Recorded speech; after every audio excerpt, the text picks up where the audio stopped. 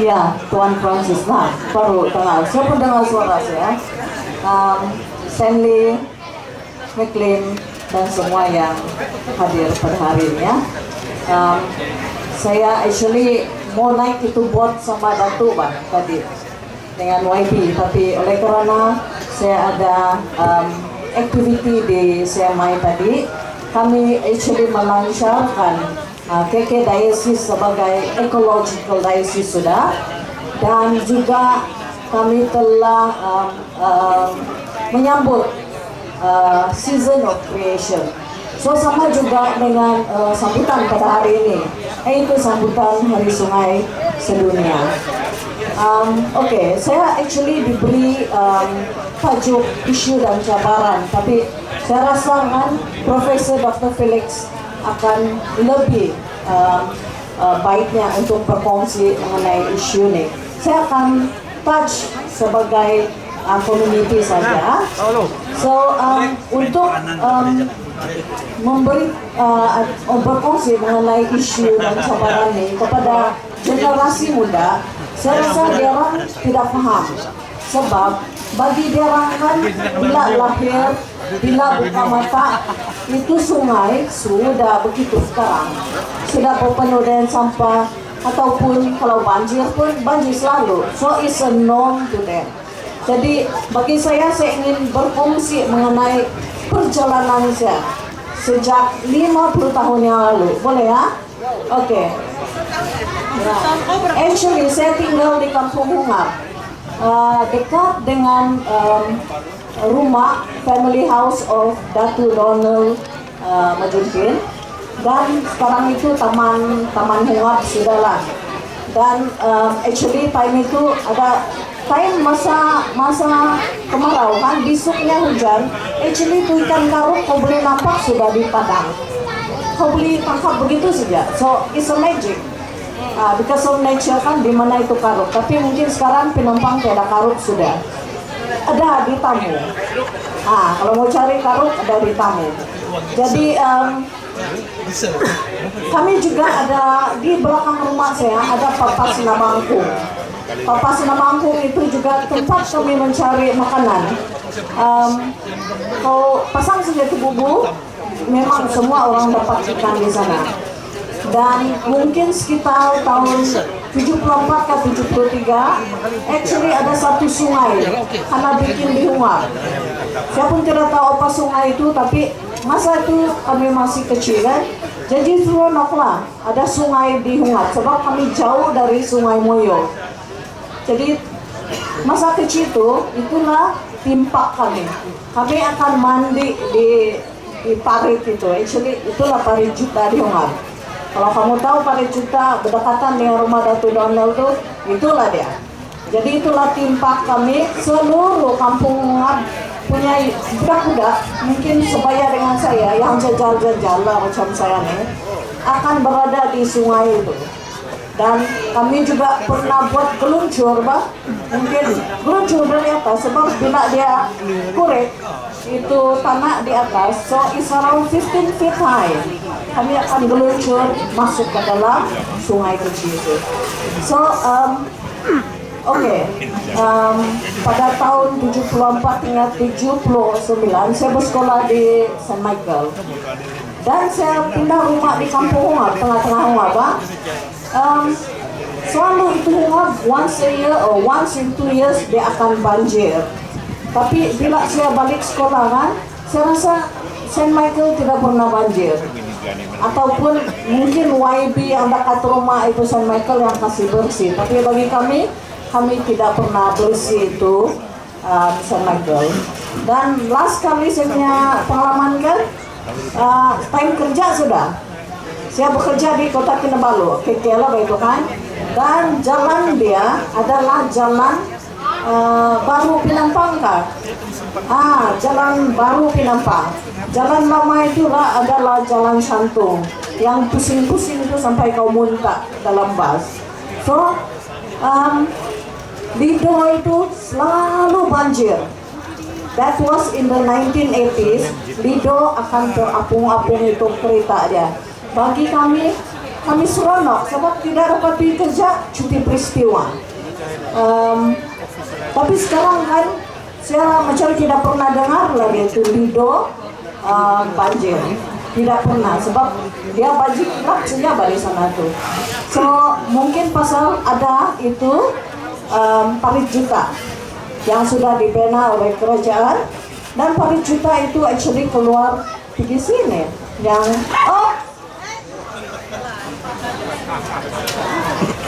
blessing. So parit juta yang dari Lido itu dia keluar di Cyber City, sama juga parit yang berkonkret dari Papas Nabangkong itu mungkin dia melimpasi rumah YB Dato Abidin tuh kan. Nah dia tahu juga dia akan keluar sana dekat rumah pengerusi penganjur hari ini. Dan untuk yang parit juta dari Kampung Abdu dekat rumah saya dulu, dia keluar sana dekat dengan SK Buntuno. Jadi actually parit juta ini adalah dibina oleh kerajaan untuk membantu time banjir nih, tetapi segelintir mungkin komuniti yang tidak bertanggung jawab, dia jadikan parit juta ini sebagai tempat untuk buang sampah. Dan bila dia sampai di sungai, actually sungai itu tidak masalah. Parit juta ataupun manusia yang memberi masalah kepada sungai kita. Dan saya rasa YB Jenny dan juga YB Datuk semasa menyusuri sungai, nampak itu tebing sungai bukan lagi tanah, tapi sudah ada cat hitam ya. Dan bukan sampah saja, tapi itu air toksik akan keluar daripada parit itu. Saya sebagai pengerusi Clear, kami actually melancarkan program kesedaran untuk kebersihan sungai, dan kami pernah membuat gotong royong untuk membersihkan sungai kita dari actually Kampung Kuai Kandazon hingga ke Kampung Kedundungan. Dan ramai kita punya JKK ataupun komuniti kampung turun ke dalam sungai walaupun tiada peralatan, tiada pun safety pakaian kan, dia naik lagi itu drum untuk kasih bersih sungai. Tapi ini hari bersih, besok ke sampah datang lagi. Oleh Tuhan, apa yang kami buat pesta rakyat.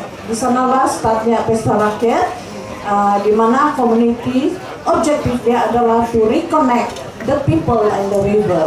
Dan saya rasa banyak juga bantuan dari kerajaan untuk pesta rakyat, dan hinggalah tempat pembuangan itu telah dijadikan sebagai tempat beredar. Macam tu mini di God Esplanade, it is actually a tempat pembuangan sampah. Kami tahu banyak sampah di bawah tu. Ya, sebab kami kubur itu sampah di dalam sana. Jadi itulah saya harap pesta sungai pada hari ini dengan sokongan sangat penuh oleh YB, saya harap boleh nampak Sungai Moyok bersih in a short while ataupun dalam masa yang terdekat. Sebab ramai yang membantu membersih sungai pada masa itu sudah rest in peace, sudah tidak sempat tengok itu sungai bersih, termasuklah bapak kami. Oke, jadi saya rasa itu saja. Thank you, Pak Jenny. Terima kasih kepada ini. Kita sudah dengar bahwa ini adalah satu usaha yang can be dari lama sudah, dan it could be intergenerational juga. Itu tujuan Clear. Dia mau bukan saja untuk generasi ini, tapi generasi akan datang. Dan saya tahu ini yang menanam tendungu. Saya dengar tadi yang fig tree itu baru satu yang tinggal. Tapi atas usaha Clear dan Winnie lebih banyak sudah pokok yang hidup. Dan saya rasa ini juga kenapa kami jalan tadi pun banyak itu ikan, simpet yang bilang, yaitu ikan. Dan kita harap ini adalah suatu what she said is both kerajaan dan juga community itu yang mesti buat. Dan pesta ini ada tempat dalam kerja ini. Apabila kita ada sebelum itu kan ada pesta rakit, sekarang kita ada pesta sungai, dia memberi kita impetus lah ataupun satu macam ialah dorongan untuk menyediakan dia, sebab ini di mana ramai orang terlibat. So itu juga daripada Winnie lah dia pengalaman dia. Ada soalan ataupun apa-apa setakat ini? Boleh angkat tangan kalau Teruskan. tidak saya nampak apa-apa, tapi simpan lah, jangan show cadangan kamu apalagi perlu dibuat. Kalau community itu penting. So kita akan saya akan berikan masa ini kepada Dr. Felix Tongku, seorang dia sudah kerja lama dengan UMS dan a lot of environmental. Dia sebetulnya geologis lah, tapi dia masuk dalam semua bidang sudah saya tengok sekarang, including dengan community kajian, dan dia juga salah seorang ahli majlis penampang sekarang. Silakan Dr. Felix. Oke, terima kasih.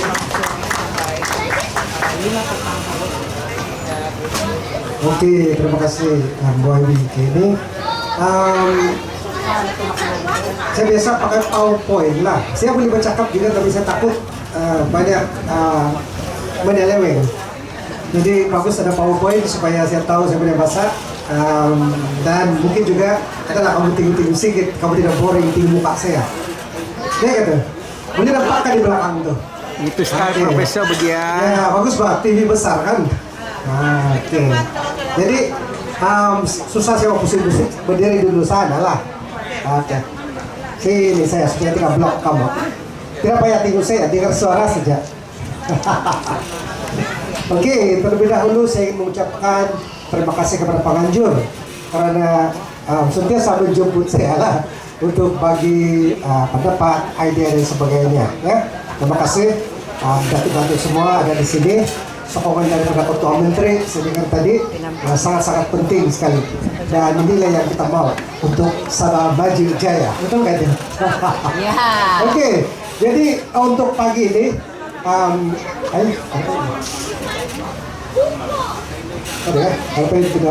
oh belum on, sorry. Coba dari Profesor kan tidak tahu sudah besar apa ini, jadi tidak tahu sudah dia punya kontrol. Lama tidak pegang. Oke, ini ada macam kita punya kelas petang hari ini. Saya cepat-cepat saja ini. Saya pastikan saja bahwa kita dapat memahami secara menyeluruh isu kita. Saya boleh bercakap terus isu, tetapi saya rasa lebih bagus kalau kita tunggu-tunggu sedikit dulu supaya kita ada latar belakang yang bagus. Ya, khas untuk anak-anak, pemuda-muda semualah. Jadi ada beberapa perkara. Yang pertama itu pengenalan sedikit, baru saya cakap pasal isu ini, cabaran dan peranan community. Oke kah? Oke. Saya boleh siap ini dalam dia bagi 15 menit, so boleh lah. Jadi kita tengok ini memang manusia ini suka betul tinggal di sungai, tapi suka di dalam sungai. Daripada hulu ke hilir memang dia suka tinggal lah kan. Itu sudah kita tahu. Dan sungai ini menyediakan pelbagai perkhidmatan, ya, bukan saja untuk minum, tapi segala-gala, untuk mandi, mencuci, untuk perikanan, untuk pertanian, untuk rekreasi, untuk pengangkutan. Dulu ini sungai sini nih, inilah kita punya highway dulu, ya. Jadi itu maksudnya itu sangat-sangat penting ini sungai. Nah, tetapi yang paling penting kita mau ingat ialah dari mana datangnya di sungai. Sungai ini datang daripada tadahan. Dia mesti datang dari satu tempat. Contohnya di sungai ada tadahan dia, di mana kalau hujan turun, disitulah ada air itu berkumpul. Dan yang paling penting lagi berkaitan dengan tadahan ini ialah ada dua perkara penting. Apabila hujan berlaku, air itu akan turun dan mengalir di permukaan, masuk terus ke sungai dan terus ke sungai. Itu semua orang tahu. Yang ramai tidak tahu ialah yang lebih penting daripada itu ialah ya air hujan yang masuk di dalam tanah. Dia masuk dalam tanah dan pelan-pelan dia mengalir, dan kebanyakan air inilah yang akan membekalkan air kepada sungai kita waktu tidak hujan. Kan? Betulkah? Sekarang ini masih mengalir air. Kenapa? hujan tiada, tapi mengalir. Dari mana datang itu air? Daripada bawah tanah. Itulah yang paling penting kita mau paham, ya. Sebab tanpa ini air di bawah tanah ini, semua ini hujan tidak habis, semua pergi laut, kering terus. Betul? Oke, betul, paham, bagus. Itu yang pertama saya mau ajar lah. Kemudian yang kedua ini ialah untuk sungai Moyog ini. Ini sungai sini nih kira penghujung sudah, mau sampai laut sudah. Kamu berada di sini saja ujung-ujung, Jadi kamu kira dalam kawasan dataran banjir sudah sebenarnya. Kawasan terdahan kita besar ini, Moyog ini, di size-nya ini. Besar, dia melibatkan juga daerah Totan, sedikit juga kota Kinabalu juga di ujung-ujung itu. Oke? Dan kalau kita tengok banyak subterdahan dia itu. Macam-macam, kecil-kecil. Contohnya ini Babagon punya, di sini lah Babagon Dam kita itu. Ada subterdahan dia sendiri di sini. Paham? Jadi di sinilah itu air disimpan. Maksudnya itu banyak lagi potensi yang lain kalau kau perlu air di Rempang ini lah. Tapi ramai orang tinggal sudah di sini. Itu sebenarnya kita pesan. Kemudian, kalau kita tengok di kawasan zoom di kawasan Kampung Sedomon ini, kita sekarang berada di kurang dekat-dekat sini, nama kita sekarang ini di kawasan Sungai Batangas ini. Kalau kita tengok sini, kalau di hujung sudah kita punya kawasan terdahan ini. Selain daripada Sungai Moyog sendiri, Sungai Moyog dari atas, ini Sungai Moyog ini, dia berpisah di sini. Kita pergi satu Betatan, satu Batangas di sini. Nah, ini dia punya terdahan. Terdahan.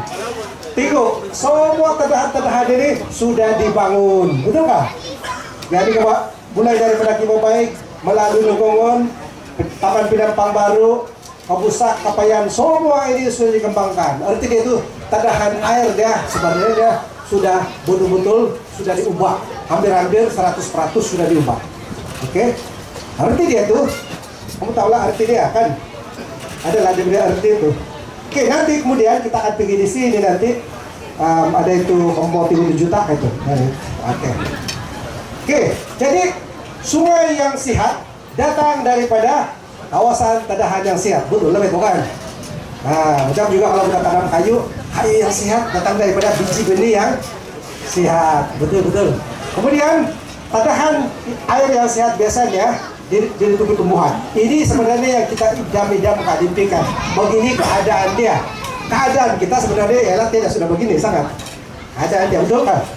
Ya, jadi terdahan yang begini ini bagus apabila hujan berlaku, dia menjadi meresap kepada air hujan itu. Saya sudah cakap tadi, ada dua proses itu air datang ke sungai. Di permukaan dan masuk dalam. Tumbuhan ini memainkan peranan yang penting sebagai sponge ataupun dia hisap itu air hujan, dia dapat masuk dan dia simpan di dalam sana dan dia akan kasih lepas secara pelan-pelan dan dia akan bagi kita air sungai yang berterusan dari itu. Sehingga kalau kemarau panjang pun kalau terdahan kita bagus, terus kita ada air. Kamu ingat awal tahun ini ada kemarau kah? Ada beberapa bulan, betul kah?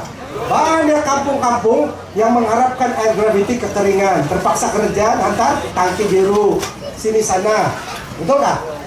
Dan salah satu sebab kenapa orang punya terdahan itu kering, ke air gravity ialah terdahan sudah rusak, sudah dia buat kerja sendiri, rusak, komplain kepada siapa? Ya, begitulah keadaan dia itu, sudah rusak begitu. Potong kayu. Potong kayu kah sebenarnya. Jadi penutup tumbuhan ini melindungi kita pada anak sungai lah. Keadaan di sini lain sedikit lah. Oke, sekarang sampai kepada isu dia. Apa isu dia sebenarnya? Semua kita sudah tahu. Ini ulangan saja ini, ulang kaji, betulkah? Tidak perlu lagi terang-terang. Yang penting ini ialah kita tahu bahwa ini manusia ini, pandailah dia. Dia mencemari dia. Dia sudah jadi tempat pembuangan seperti yang Puan ini cakap tadi itu. Dan kebanyakan terdahan-terdahan sekarang pun sudah rusak. Akhirnya kualitas sungai kita sangat-sangat merosot ya. Sebenarnya sungai ini tidak boleh sebenarnya kau tidak digalakkan untuk berenang di sungai ini. Kalau kau masuk di sana tetap gatal badan kau ya. Jadi artinya itu sudah merosot untuk dia tidak kualitas. Dan inilah cabaran orang-orang di kampung-kampung di sini. Macam mana kita mau kasih balik dia supaya orang boleh mandi di sini. Bila orang sudah boleh mandi di sini, arti dia itu kualitas sungai sudah sembuh kembali.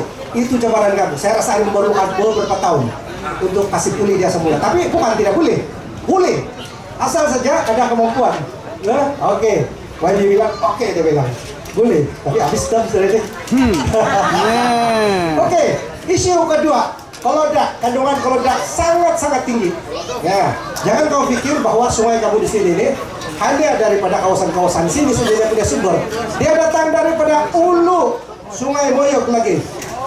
Seluruh Sungai Moyok, semua ini akan berakhir di sini juga. Ya, dan keadaan dia sangat-sangat tepuh macam ini, sehingga ikan-ikan pun tidak boleh sudah. Macam mana kau hidup dalam lumpur yang tebal kan? Nah, itulah keadaannya. Seterusnya, kalau ini juga membuat cetek, kawasan-kawasan cetek, ini dekat-dekat kampung kami ini, cetek sudah. Dulu ini sungai, kau tidak boleh seberang. Sekarang jalan kaki pun boleh sudah. Sebab terlalu cetek sudah di sungai, kesan dia hampir tiap-tiap tahun banjir kita punya pekan Dembangun. Ya, jadi macam mana kita mau selesaikan di banjir ini sebenarnya ialah sangat rumit penyelesaian dia. Sangat rumit penyelesaian dia sebab sudah rosak itu tadahan, sudah rosak itu sungai. Jadi kita perlu pulihkan itu sungai, baru kita boleh selesaikan dia. Dan untuk memulihkan itu sungai itu, kita perlu bermula daripada muara itu pasir sampai ke atas, baru dia boleh lalu. Kalau kita tidak buat itu, macam mana besar kau punya parit pun tidak guna. Sebab parit yang besar kalau banjir lebih tinggi daripada parit tidak berfungsi, betul nggak? Nah, betul dia memang. Oke, jadi itulah keadaan dia. Kemudian kejadian banjir lumpur di Sugod ini mungkin tidak kaitan kamu, tapi orang-orang di sana pun sungai juga itu, Moyok juga itu. Ialah ada kaitan dengan banyak tanah runtuh sebab keadaan dia ialah tidak stable. Sebab kita sudah membuat hebat kita punya terracing ini. Jadi tiada dia punya kawalan yang hebat di sini nih, diputung-putung suka-suka sekarang. Bebas dia mau putung, jadi itulah keadaan dia. Mana kita mau pikirlah. Kemudian pembinaan bangunan di tebing-tebing ini, ya di sini kan kau tengok sepanjang itu. Dan tadi buat ini cakap tadi parit-parit semua ini. Sebab banyak setinggian, tidak kawalan semua ini, buanglah semua masuk dalam sungai. Itu satu kan.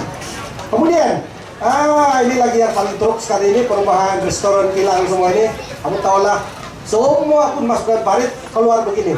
Dan begini keadaan warna sungai kamu di sana sekarang ini, sama sumbangan daripada beberapa monsoon rain di sini.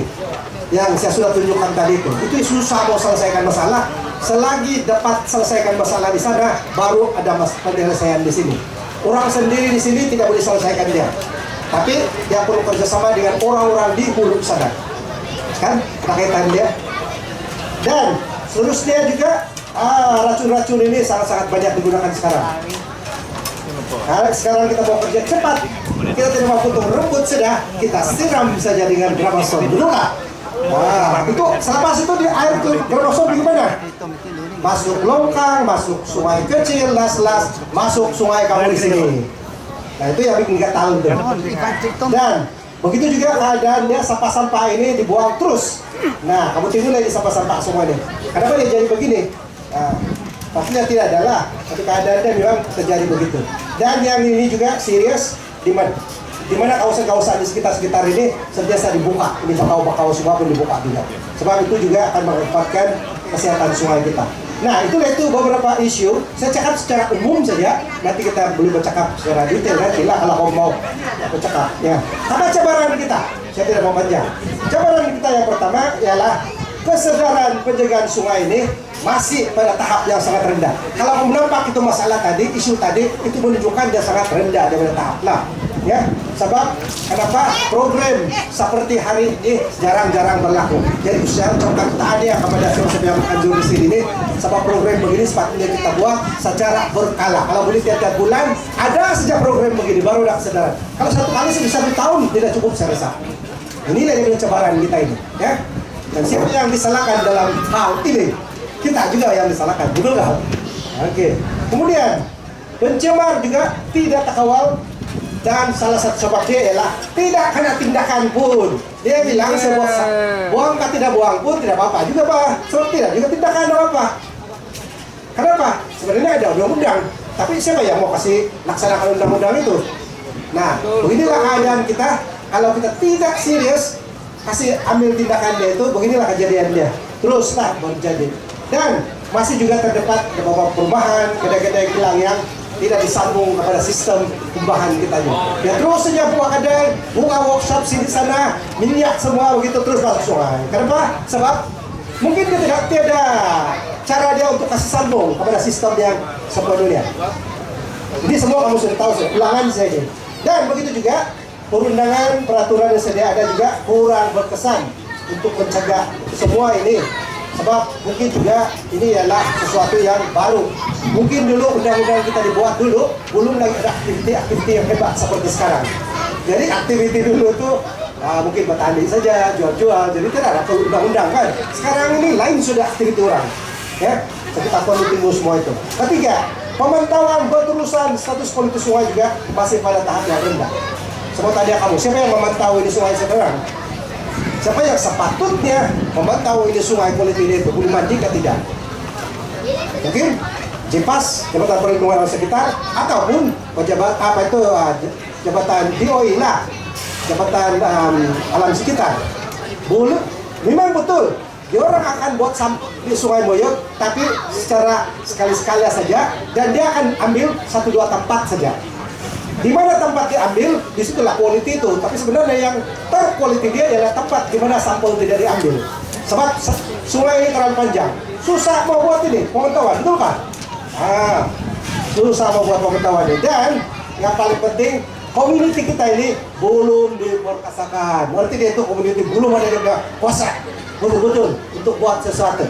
Ya, dan tapi permulaan sudah dibuat. Saya pikir aktiviti ataupun program yang dibuat oleh CLEAR yang kita pun bantu beberapa tahun yang lalu sebenarnya sudah menanam bibit-bibit untuk penjagaan itu. Sekarang ini kita perlu siram dia balik saja untuk kasih tumbuh itu tumbuhan-tumbuhan itu di sana, ya. Dan dengan kerjasama kampung ini. Oke, itu beberapa cabaran itu. Yang terakhir sekali, bahaya keempat. Apakah peranan community? Bagi saya, peranan kamu ialah pertama, kamu perlu membentuk ini jabatan kuasa ini berkaitan dengan ini penjagaan sungai ini. Sebab sekarang ini saya tahu beberapa JKK bekerja sama, tapi ini ialah bila dia suka. Bila dia suka-suka saja dia buat. Bila dia peruntukan baru dia buat. Yang kita mau ialah yang berterusan pada jabatan kuasa. Jabatan kuasa khas untuk melihat ini saja. Dan jabatan kuasa ini boleh diletakkan di setiap kampung di bawah JKK masing-masing, ataupun kamu boleh gabung satu kali di kawasan sini dan kamu pilih kamu punya pengurusi dan sebagainya, dan ada aktiviti sepanjang tahun dia buat. Nah itu yang kita mau, satu.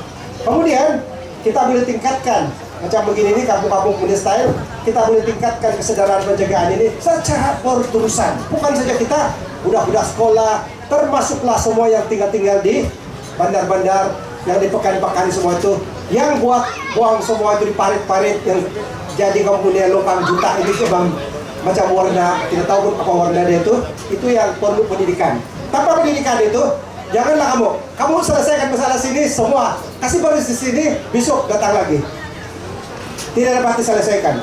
Kemudian ini yang saya pikir yang kamu boleh buat di sini, kamu membuat protokol penjagaan kawasan tedahan sungai. Ini protokol ini ialah satu peraturan yang dibuat oleh community sendiri. Daripada jabatan kuasa itu sendiri, kamu boleh buat, kamu punya peraturan-peraturan apa yang boleh dan tidak boleh. Macam itu protokol untuk Tagala. Tapi ini ialah khas peraturan untuk menjaga ini sungai. Jadi dengan ini kamu dapat pengesahan daripada ketua kampung, pengurus JKK, wakil ketua anak negeri, dan sokongan dari semua jabatan, termasuk mungkin JBS, jabatan daerah dan lain-lain. Dengan itu kamu ada macam protokol. Ini adalah contoh-contoh protokol di mana komunitas telah buat. Ini protokol melengkap. Dorang mau jaga sungai di sana.